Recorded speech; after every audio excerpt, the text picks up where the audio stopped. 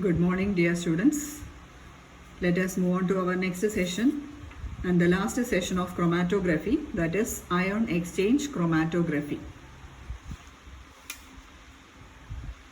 So far we have seen this paper chromatography, the different types of paper chromatography, and now we can go through ion exchange chromatography.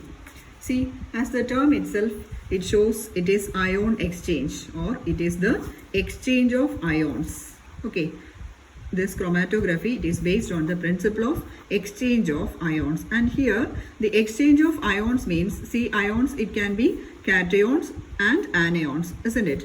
So here exchange of ions means it can either be cation exchange or it can either be anion exchange. Okay, so here the exchange of ions takes place, that is the exchange of cations, or it can be the exchange of anions. And also here this ion exchanger, this ion exchange chromatography or the instrumentation of this type of chromatography shows that that means it consists of an inorganic polymer. It consists of an organic polymer. Organic polymer, usually organic compounds means it will be having carbon and hydrogen as the main components, isn't it? So this this organic resins means, or it will be having organic polymers. It will be long chain hydrocarbons. Okay, it will be long chain hydrocarbons having carbon and hydrogen. So that is the base of this particular resin. Okay, so it is called as organic resin. Usually in this resin the ions are attached, or this resin acts as a bed of the ions. Okay, this resin means it will be holding the ions, it will be holding the cations or anions, and it will be having this long chain hydrocarbon. So it is a polymer, organic polymer. It is a long chain hydrocarbon having cations and anions. And also this long chain hydrocarbons, at the end of this long chain hydrocarbons, it will be having some active groups. Okay, at the end of the chain it will be having some active groups, and these active groups can be either cation or anion. These active groups can be either an anion or a cation. So usually two types of resins we are using, that is, it can be a cation exchange resin.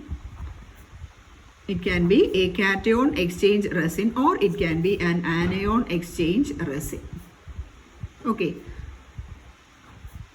it can be an anion exchange resin. So usually cation exchange resin means it will be having this acidic groups attached to it. Okay, that means it will be having COOH groups. That means it can exchange H plus ion, isn't it? Then SO3H. Here it can exchange this hydrogen, isn't it? It can exchange this hydrogen as H plus, isn't it? SO3 minus and H plus. So it has got a positively charged group attached. So this cation exchange resin, usually it will be acidic in nature. Okay, cation exchange resins will be acidic in nature, while in the case of anion exchange resins, it will be having basic groups attached to it. Okay, it will be having basic group attached to it. That means it will be having negatively charged groups. That is, it will be having OH group. OH will be removed as OH minus, isn't it? Then NH2 amino group. So this anion exchange resins, it will be having some basic groups attached to it, and the cation exchange resins will be having acidic groups attached to it. And also here the ion exchange takes place between the resin. Suppose if it is a cation exchange resin, say it is having an H plus group attached to it, and while we are passing the solvent or the sample solution through it, and the sample solution, if it is having a negatively charged ion, what happens? This negatively charged ion will be attached to this H plus. Okay, so or suppose say it, let it be Cl minus. So the Cl minus will be attached to H plus, or it will be adsorbed here with this H plus, and it will be removed. Okay, thus we can separate the components. Similarly, in the case of anion exchange resins also, then I'll be showing one diagram for this exchange resins, or the process of this resin. See here, see this is the column. Okay, this is the resin. That means it will be having positively and negatively charged species. And suppose we are adding, so this first box, it is the column equilibrium. That is, it is in an equilibrium state. And see, it will be having positively and negatively charged ions attached to it, and it is spread all over there. Okay. Then the in the second stage we are passing the sample solution. Okay, and also the sample solution, it will be having a positively charged and negatively charged ion, or it will be having so many ions, and it is distributed all over that particular sample. That means this is packed in a column, and through this column we are passing the sample solution, just like the column chromatography, isn't it? See, column chromatography, we are filling that column with a particular solvent, or a stationary phase, and through that stationary phase we are passing the liquid. Here also the same technique is employed.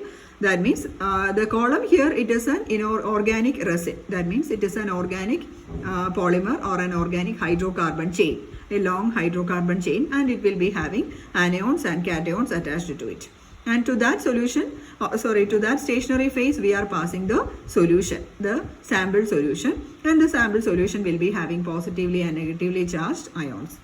See, in the third stage, see, it is sample desorption. So here it is adsorbed. The sample will be adsorbed, or it will be attached to oppositely charged ions. The positively charged species, see here, you can see the 3 positively charged species, isn't it?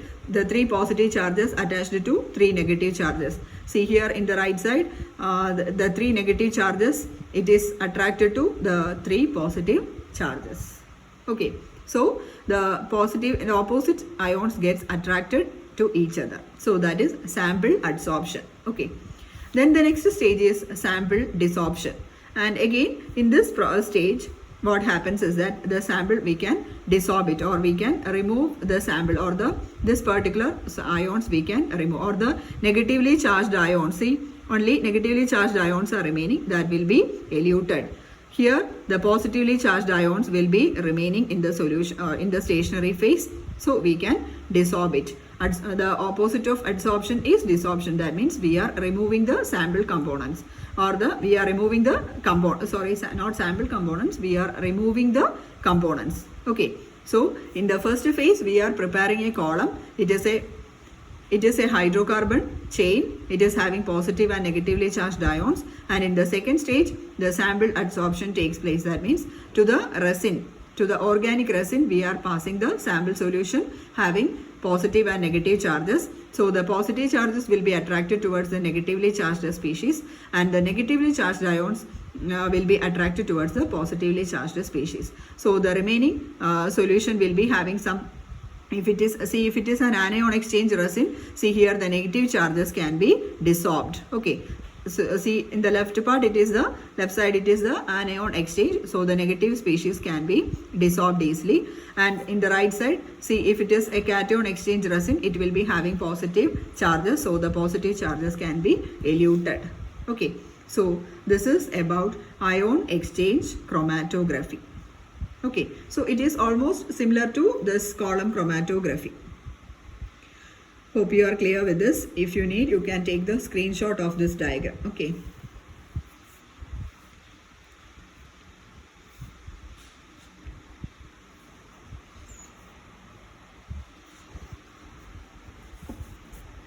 Then the next is the applications of this ion exchange chromatography. Applications of ion exchange chromatography, and the first application is that it is used for the softening of hard water. As you know, hard water, it has got calcium and magnesium ions, and for the removal of calcium and magnesium ions, we will be passing the hard water to through an ion exchange resin, and the ions present in that means it will be having calcium and magnesium ions. So it will be while this hard water is passed through that particular column, what happens is that the Ca2 plus ions will be adsorbed into the resin, and the negatively charged species present in that particular sample solution, it will be dissolved. Okay, so the Ca2 plus and Mg2 plus will be adsorbed. See here in this ion exchange resins, the rate of adsorption, it is very important. The rate of adsorption, it is very important. Okay. rate of adsorption is very important. And also coming to the application, the first application is that it is used for the softening of hard water. Then the second point, a second application, it is used for the demineralization of water. That is, we can remove the minerals present in water through this particular method. And also used for the determination of anions. Used for the determination of anions. Then for the removal of radicals. For the removal of radicals like phosphate, etc., while we are estimating calcium and barium. During the estimation of calcium and barium, phosphate usually it is an interfering radical. So phosphate can be removed during the estimation of calcium or barium. So for the removal of such interfering anions, this particular ion exchange method is used. Okay, so these are the applications. First one, it is used for the softening of hard water. Second one, demineralization of water. Third one, determination of anions. And the fourth one for the removal of radicals. Then the next point is that, see here, the rate of ion exchange. See here, exchange of ions takes place, and the rate of ion exchange, it depends on some factors. The rate of ion exchange, it depends upon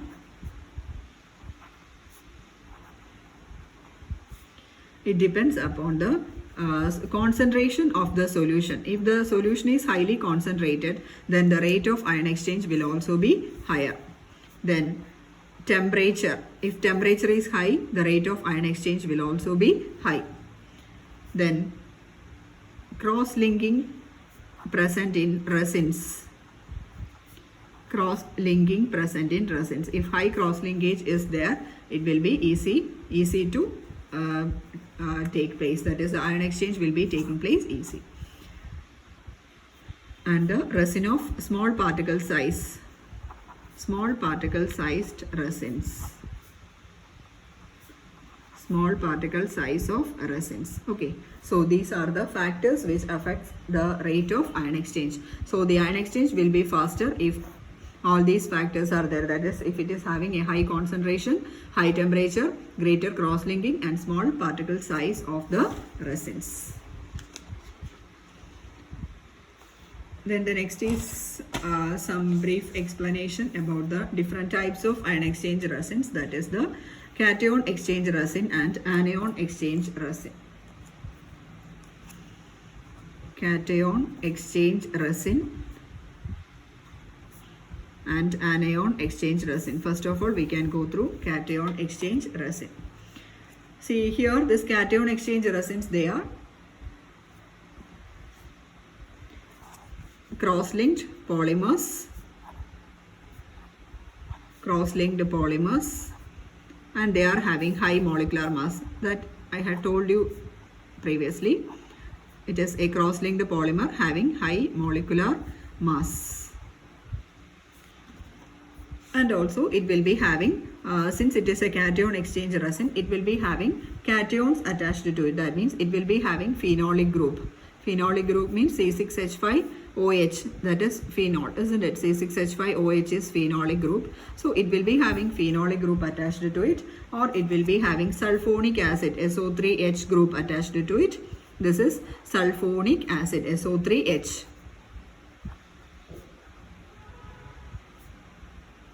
Sulfonic acid. Then carboxylic acid,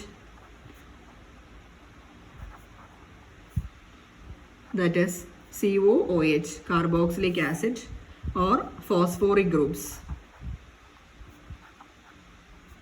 or phosphoric.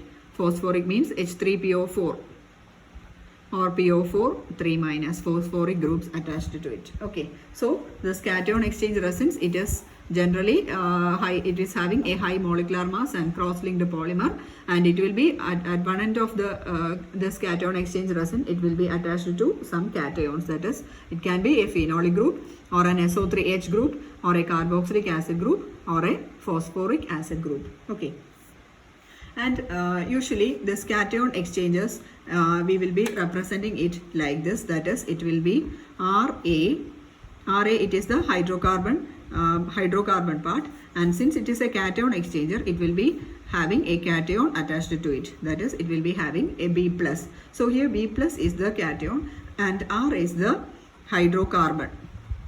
R is the hydrocarbon attached and A is the anion and B plus is the cation attached to it. So here the active site will be B plus. Okay, R is the hydrocarbon, A is the anion and B plus is the cation attached to it, or the exchanger cation. B plus is the cation attached to it. Okay, so what happens is that when we are passing a solution through this cation exchanger, so this is the cation exchanger, Rab plus. R is the hydrocarbon part, A is the anionic part and B plus is the cationic part. And when a solution is passed through this particular stationary phase, what happens is that the cations will be exchanged with the cations present in the resin. That is, suppose if we are passing a solution having cation C plus, what happens? This B plus will be interchanged with this C plus. Okay, C plus will be coming to this B plus part and B plus will be moving to this part. So the product will be Ra. Here C plus will be coming plus B plus will be removed. Okay, so the cationic part can be removed and the component. So the component here it is B plus and it can be separated. Okay, so this is about the cation exchanger.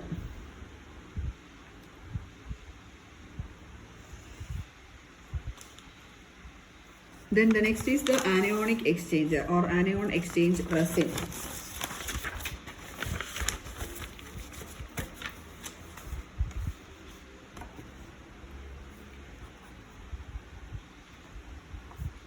Anion exchange resin.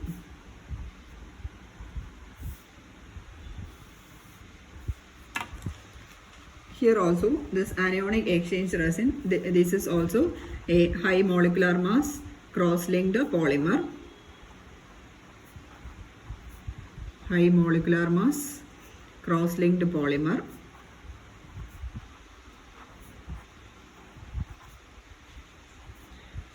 High molecular mass cross-linked polymer.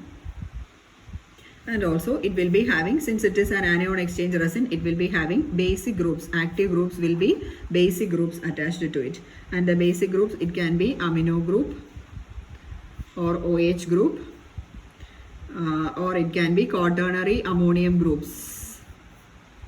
Quaternary ammonium groups. Quaternary ammonium means quaternary ammonium groups. That means it will be having NH4 plus Cl minus. So this is a quaternary ammonium group, or it can be CH3 4 times N plus Cl minus. Okay, so this is a quaternary ammonium group, that is nitrogen. It has got a valency of 3 and one more valency it is attached to one more CH3 group. That means that CH3 will be attached to the lone pair of electron. So it will be having a positive charge since it is electron deficient. Okay, so this is a quaternary ammonium group. So anion exchange resin means it will be a high molecular mass cross-linked polymer and the active groups will be the basic groups. And again the equation or the general representation of this anion exchange resin will be RB positive charge, then A minus plus D minus. So here A minus is the anion exchanged. Okay, A minus is the anion, then R is the hydrocarbon as already told.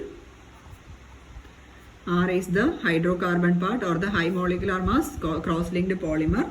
Then B minus is the cation present. Sorry, B plus is the cation present. B plus is the cation present. So here when a solution of this anion exchange sample solution having anions D minus, it is passed through this particular resin. What happens? D minus will be exchanged with A minus. So in the place of A minus, D minus will be coming. So the product will be like this: RB plus, then D minus plus A plus. So here we can identify the component present, or we can extract, or we can dissolve or elute the component A minus. Okay, so this particular A minus we can elute. So this is the component present in that particular sample. Okay, so this is about anion exchange resins. Okay, so here in all these cases, this column, it is filled with this exchange resin, or the resin is filled, and this resin, it is having the hydrocarbon cross-linked polymer with an active group, and the sample solution, it is passed through it. Okay, so in all the cases, the sample solution will be moving from the from top to bottom. Okay, thus we can separate the components. So this is about the ion exchange resin. This is also very important. You have to study all these chromatographic techniques. You have to study. That is, it might be asked in section C part for 4 marks, or 1 or 2 chromatographic techniques. Sometimes 1 or 2 chromatographic techniques may be used, may be asked in your essay part. That is in section D for 15 marks, or sometimes it will be a sub part as well. Okay, so you have to study all these chromatographic techniques. Don't skip all these portions. So the next chromatographic technique, that is the gas chromatography.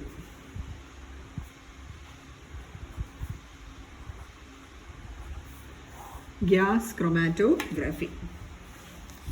See here, similar to all other cases, in gas chromatographic technique also, there is a stationary phase as well as a mobile phase. There is a stationary phase as well as a mobile phase. Here, the stationary phase, it can be either a liquid or a solid. Stationary phase can either be a liquid or a solid. If it is a liquid, it will be attached to some inert solid. Okay, so the stationary phase can be a liquid or a solid, and the moving phase or the mobile phase, it can be a gas. Okay, so in gas chromatography, the mobile phase will be gas, and the stationary phase can be a liquid or a solid. Okay, in your textbook there is a schematic diagram given, and I will be showing the diagram also. So with the help of the diagram, you have to study. Okay, see, this is the diagram given in your textbook. It is very clear, the diagram. See here, there is a carrier gas tank, and this carrier gas tank, it is having nitrogen. See, already I told you the moving phase or the mobile phase is a gas. Okay, so the sample solution will be a gas, in the form of a gas, and the sample solution will be injected to the this inert gas. Okay, so here nitrogen, it is an inert gas, or it can be any of the inert gases. It can be argon or hydrogen, etc. So this is the carrier gas tank, and then there is a pressure regulator for adjusting the pressure of this gas tank, then a flow controller to control the flow of the gas, then a column. See, one column is there, and it is this column, it is filled with the stationary phase. Okay, so already I told you the stationary phase, it can be either a liquid or a solid. Suppose if this column, it is filled with this column, it is filled with a liquid, or this liquid will be in the with the help of an inert solid, or the liquid will be mixed in an inert solid. It will be an unreactive solid, and in that unreactive solid, the liquid is mixed up, and it is filled in this particular column. Okay, and it is in a curved form, isn't it? So the stationary phase, it is filled in this particular column, whether it is a liquid or a solid. Then one detector is present here, and also see, the sample will be injected from this part. Okay, that means the carrier gas, that is the inert gas, will be allowed to flow through this part, and from this part the sample will be injected. So at this point what happens, the sample or the moving phase or the gaseous phase will be mixed up with the inert gas. Okay, will be mixed with the inert gas, and it will be passed over through this particular column. Okay, the sample solution, the sample gas gaseous phase will be injected from this point, and it will be mixed up with the inert gas at this particular point. The inert gas will be coming from this carrier gas tank. Okay, then it is allowed to pass through the particular column, and what happens is that in this column the components will be separated. Okay, in this column the components will be separated, and then it will be after that the components will be detected using the help of a detector. Okay, the components will be separated using the help of a detector. So this detector analyzes the percentage of components present in that particular inert gas. Okay, and this detector detects the or analyzes the components present, and it will be after this detection process it will be amplified. And amplification means the signal strength will be very low, and the signal will be amplified, and after the amplification it will be converted into a chromatogram, or it will be recorded using a recorder. Okay, the amplified signal, it will be recorded by using a recorder, and the recorder converts the signal given by the detector into a chromatogram. Okay, see, you can see a graph here with two peaks, isn't it? So this is a chromatogram. So the detector identifies the composition of the gas present, and after that the electric signal produced by the detector, it is amplified, and then it is fed into a recorder, and this recorder converts the electrical signal into a chromatogram, and this chromatogram, through this chromatogram only we can identify the number of components present in that particular sample gas. Okay, so here two peaks are there, that means two signals or two components are present in that particular sample solution. So this is how gas chromatography works. And also one more point to be noted down is that, see here, if we are using a solid as the stationary phase in this particular column, and the mobile phase is always a gas in gas chromatography. So the stationary phase is a solid and the mobile phase is a gas. So it is gas solid chromatography. Okay, so if the stationary phase is solid, if the stationary phase is a solid and the mobile phase is always a gas in gas chromatography, so it is called as gas solid chromatography. And if the stationary phase is a liquid supported with an inert solid, and the mobile phase, if it is a gas, then it is called as gas liquid chromatography. Okay, so two types of gas chromatographic techniques are there. The first one, it is the gas solid chromatography, and the second one, that is the gas liquid chromatography. Okay, so hope you are clear with this diagram. It is a very simple representation. You have to study this particular procedure using this diagram only, and you have to draw this diagram in your notebooks also.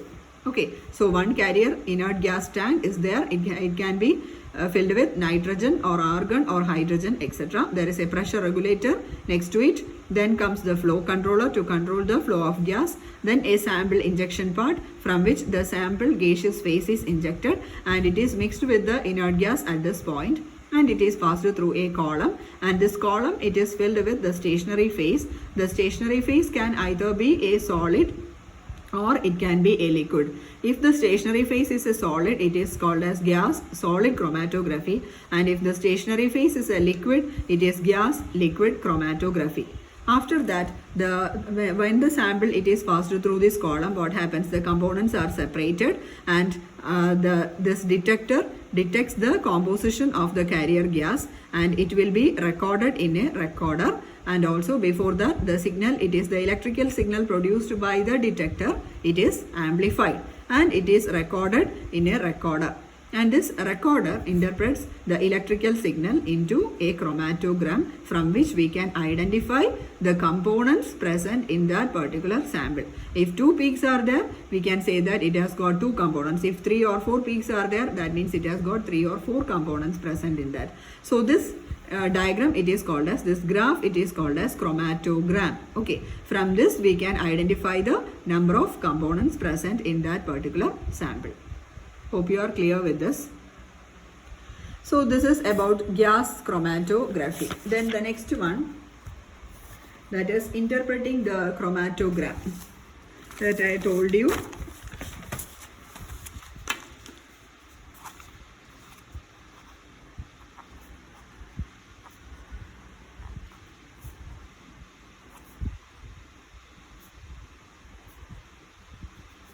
Interpreting the chromatogram. Chromatogram means the graph or the recorder converts the electrical signal into a diagrammatic form, into a schematic form, and from that we can identify the components. See here, this chromatogram, here one term you have to study, that is the retention time.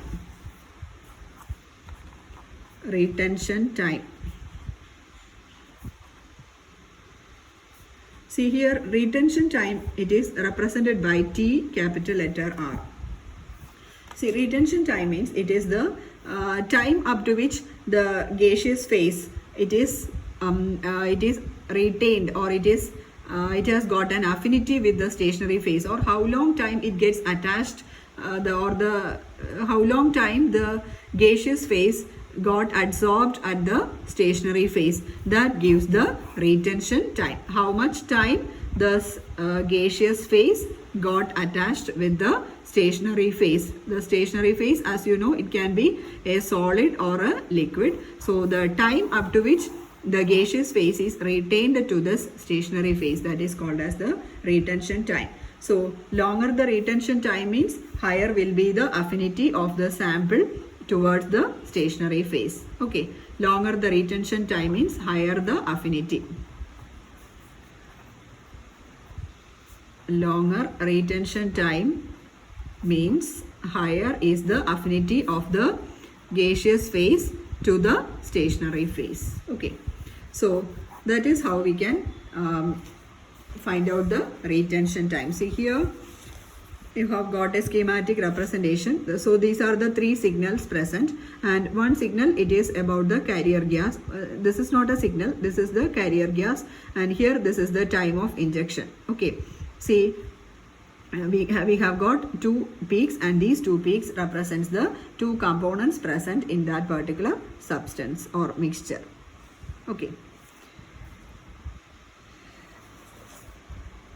Then the next is the advantages of gas chromatography.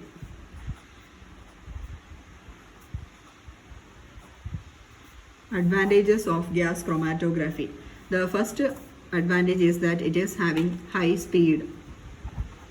The process is very fast, high speed. Then the resolving power. It is very clear. The peaks are very clear while we are taking the chromatogram. So it has got a high resolving power.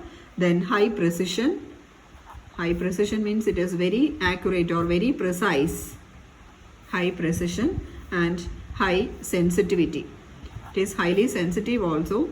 That means if any impurities are present, it will also be recorded in that chromatogram. So the sample solution, while we are injecting the sample solution, it should be of 99.9% pure. Otherwise, that part will also be recorded as a signal. So it is highly sensitive also.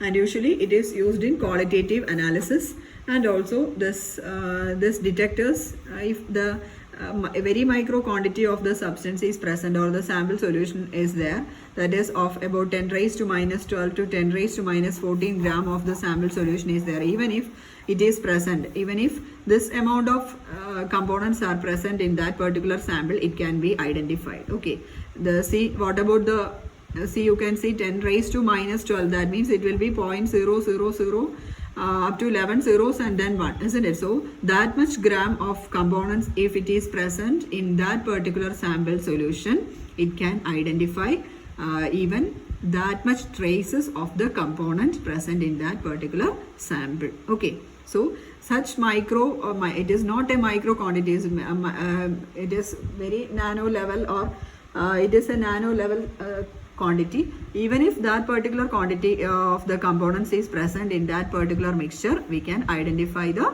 component. So that is one advantage, that is the major advantage of this particular gas chromatographic technique. Okay. Then the next one, that is the high performance liquid chromatography, HPLC. High performance liquid chromatography.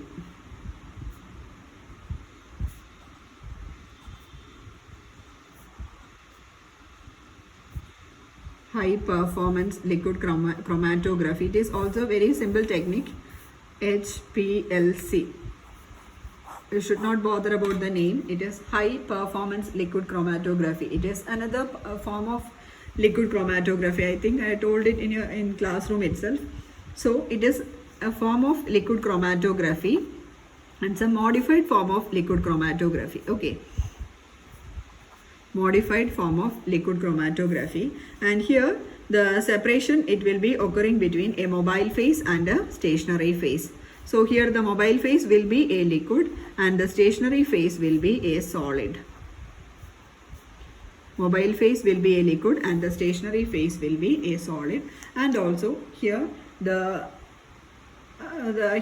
solvent, see, suppose we are taking it in a column, and this column, it is filled with the stationary phase, and we are passing the liquid through this, or the sample solution to be separated through this column. And here one of the change or one of the modification occurred here, it is that while we are passing the liquid through this particular column, the liquid will be passed through over high pressure, that is about 400 atmospheric pressure.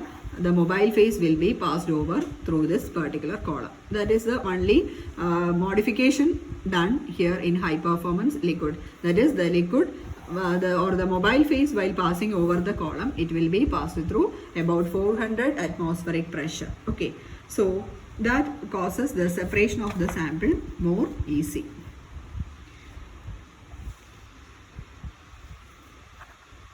High pressures.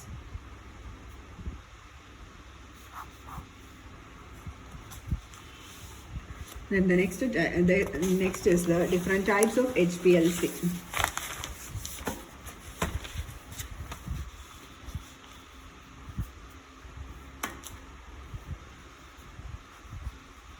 Different types of HPLC. Different types of HPLC. The first one, that is the normal phase HPLC.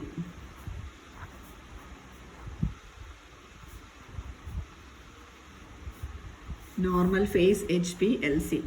See here, in the case of normal phase HPLC, the stationary phase will be a polar one. Stationary phase will be a polar substance used. Okay, that means polar substances, say for example silica,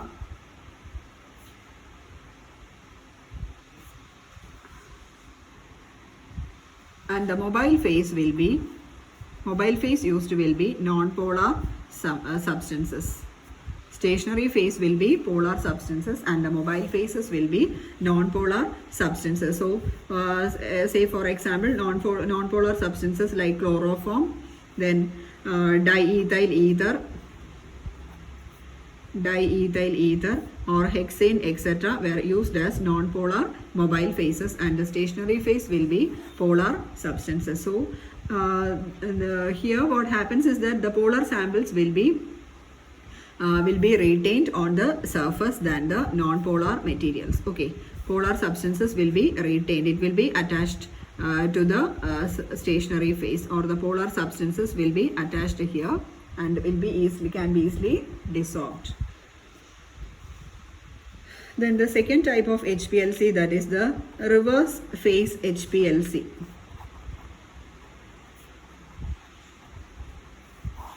Reverse phase HPLC. Here the stationary phase is non-polar, hydrophobic. Hydrophobic means it is water hating. Okay. Stationary phase will be non-polar. Hydrophobic, it will not be attracted to water also. And the mobile phase will be a polar one. Mobile phase will be a polar liquid. And this mobile phase can be water or methanol or acetonitrile. Mobile phase can be water, methanol or acetonitrile. Okay. So reverse phase HPLC means that the just opposite of the normal phase HPLC. Okay. In the normal phase HPLC, stationary phase is polar and the mobile phase is non-polar. So reverse phase means it is in the opposite direction. Okay. So the stationary phase will be non-polar and the mobile phase will be polar. And see here, this works. The principle of this reverse phase HPLC is that hydrophobic interactions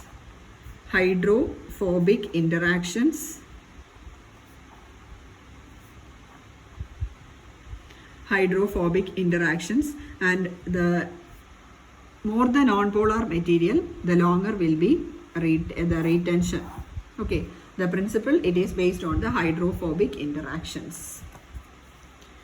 Then the next one, the third one, that is the size exclusion HPLC. Size exclusion HPLC. So size exclusion HPLC, that means the exclusion of size of the particles. Okay, that means it depends upon the size of pore size. Okay, pore size, and that shows the size exclusion. See here, this column, it is filled with materials having controlled pore sizes. Okay, it will be filled with materials having controlled pore sizes, that is a particular pore size, and the particles will be separated according to the pore size, just like we are sieving tea etc. through the sieve. Okay, so here it depends upon the pore sizes, and the column, it is filled with precisely controlled pore sizes, and the particles will be separated according to their molecular sizes. So larger molecules will be larger molecules will be passed through the column, and the smaller particles, what happens, it will be penetrating inside the pores of the packing material. Okay, smaller particles will be penetrating the pores, and larger materials will be flowing down through the column and can be separated. So the smaller particles which are penetrating inside the pores of this particular column, it can be eluted later. Okay, so this is how size exclusion HPLC is taking place. So it depends upon the pore size. And the last one, that is the ion exchange HPLC. This ion exchange chromatography we have already discussed in detail. So in the case of ion exchange HPLC, the stationary phase will be an stationary phase will be ion which is having an opposite charge of the sample solution. The ion will be having an opposite charge of the sample solution. Okay, and the stronger the charge, what happens, or greater the charge, stronger will be the attraction. Stronger the charge or greater the charge, stronger will be the force of attraction. Stronger will be the force of attraction. Okay. So this is about the different types of HPLC. The first one, that is the normal phase HPLC. Second one, reverse phase HPLC, just the opposite of normal phase HPLC. Third one, size exclusion, depends upon the pore size. And the fourth one, ion exchange HPLC. Here the stationary phase will be having ions having opposite charges of that of the sample. Then the next is the instrumentation of this HPLC.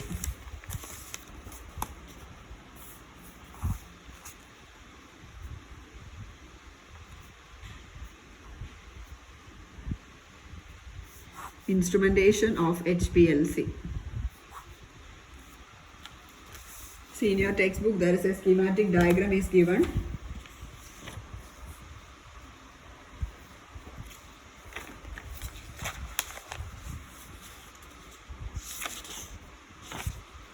See here, a solvent reservoir is there, that is HPLC solvent is present, and it is then passed over the HPLC pump, and then the sample, it is injected through this see, this is the sample solution, it is injected through this injector, then it is passed over the HPLC column, and HPLC column, it is having a stationary phase. Then while passing through this column, what happens, the components will be separated and it is detected again, as in the case of chromatographic technique, gas chromatography. Then the detector, it is connected to an amplifier, and then it is recorded using a recorder. This recorder converts the electrical signal into a chromatogram. Thus we can find out the number of components present. Okay, so an HPLC solvent reservoir, then second one HPLC pump. So through this pump, high pressure is given, and again the sample is injected through the injector. It is passed over this HPLC column, then a detector, then a recorder. It converts the electrical signal into a chromatogram where we can identify the number of components present. Okay, this is the technique of HPLC. So with this video, this chromatography is over. Okay, thank you. And you have to study all these portions. It will be asked for essay or section C part. Thank you.